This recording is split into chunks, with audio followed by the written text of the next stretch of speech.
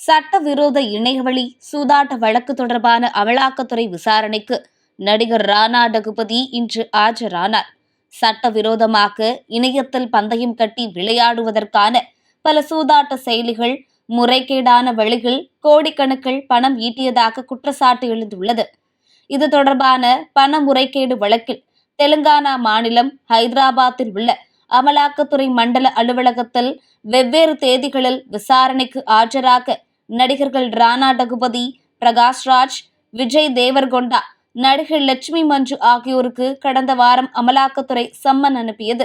ஏற்கனவே பிரகாஷ்ராஜ், விஜய் தேவர்கொண்டா நேரில் ஆஜராகி அமலாக்கத்துறை அதிகாரிகளின் கேள்விகளுக்கு பதிலளித்தனர். இதனிடையே கடந்த ஜூலை 23ஆம் தேதி ராணா டகுபதிக்கு சம்மன் அனுப்பப்பட்டிருந்த நிலையில் அவர் ஆஜராகவில்லை.